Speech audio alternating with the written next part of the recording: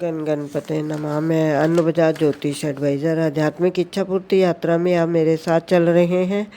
शिव महापुराण की कथा में 14वां अध्याय सुन रहे हैं। ब्रह्मा जी बोले, हे नारद, आप अपने दूत द्वारा इंद्र के वचन सुनकर जलंधर ने अत्यंत क्रोधित होकर समस्त देवताओं को परास्त करने का उद्योग किया।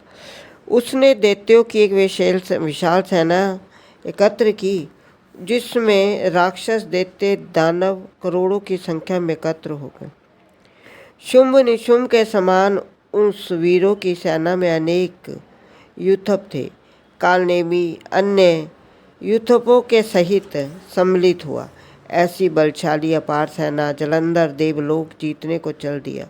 उस समय पृथ्वी कांपने लगी। वे दैत्य मार्ग में गरजते हुए देवलोक में जा पहुँचे। उन्होंने देवलोक को चारों ओर से घेर लिया। जलंधर नंदन वन में जाकर ठहर गया। उस समय इंद्र जलंधर की उस विशाल सेना को देखकर अत्यंत क्रोधित हुए। वे अपने गुरु बृहस्पति की आज्ञा लेकर देवताओं की सेना लिए हुए नगर से बाहर निकल, तब दोनों सेनाओं में परस्पर युद्ध होने लगा। अनेक प्रकार के शस्त्र चलने लगे। देवता एवं दैत्य बड़े उत्साह के साथ एक दूसरे पर प्रहार करने लगे। रक्त की नदियां बहने लगी। दोनों ओर के बड़े बड़े वीर योद्धा कट गए। युद्ध स्थल में अनेक शवों के ढेर लग गया। हाथी, घोड़े, रथ, प्यादे देवता मरने लगे। देवताओं के हाथ से जिन दैत्यों की मृत्यु हुई, उनको असुर गुरु शुक्र जी अपनी मृत संजीवनी विद्या की शक्ति द्वारा जीवित कर देते। शुक्र मंत्र को जल से पढ़कर मरे हुए दैत्यों के मस्तक पर छिड़कते, जिससे वे जीवित हो उठे। इस प्रकार बृहस्पति जी द्रोणाचल से जीवन दान देने वाली औषधि लाकर देवताओं को जीवित कर देते। निदान देवता तथा दैत्य पुनः युद्ध करने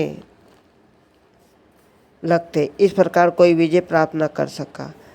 जब जलंधर ने देखा कि देवता मरकर पुनः जीवित हो जाते हैं, तो वह अत्यंत क्रोधित हुआ। उसने शुक्राचार्य से बहुत विनती करके पूछा, हे गुरु, हमने अनेक प्रकार देवताओं को मारा, परंतु वे सब जीवित हो उठे। हम तो अब तक यही जानते थे, संजीवनी विद्या का ज्ञान केवल आप ही के रखते हैं, अन्य कोई नहीं जानता। ये सुनकर शुक्र ने कहा, हे जलंधर, एक मृतक को जीवित करने वाली परम औषधि द्रोणागिरी पर है। बृहस्पति को उसे लाकर देवताओं को जीवित कर देते हैं। यदि तुमको विजय की इच्छा है तो द्रोणागिरी को जड़ से उखाड़कर समुद्र में डलवा दो। ये सुनकर जलंधर ने प्रसन्न होकर द्रोणागिरी को उखाड़कर समुद्र में डाल दिया। फिर युद्ध क्षेत्र में आकर घनघोर युद्ध करने लगा। उस समय उसने हस्त, कौशल एवं वीरता, चतुरता को परास्त किया। हे नारद, इस प्रकार युद्ध में जो दैत्य मारे जाते, उनको शुक्र तुरंत जीवित शुक्र उनको तुरंत जीवित कर देते। बृहस्पति जब देवताओं को मरा हुआ देख पुनः द्रोणगिरी पर औषध लेने गए, तो वहां उन्होंने पर्वत को ही नहीं देखा। ये देखकर बृहस्पति ने अत्यंत चिंतित होकर समझा कि जलंधर ने उस पर्वत को नष्ट कर दिया। तब वे लौटकर देवताओं से बोले, देवताओं, अब तुम युद्ध करना बंद कर दो। जलंधर महाप्रकर्मी है, देखो उसने द्रोणागिरी को मूल से खोद डाला। अब तुम समय को देखते रहो, इसकी अधीनता स्वीकार कर लो।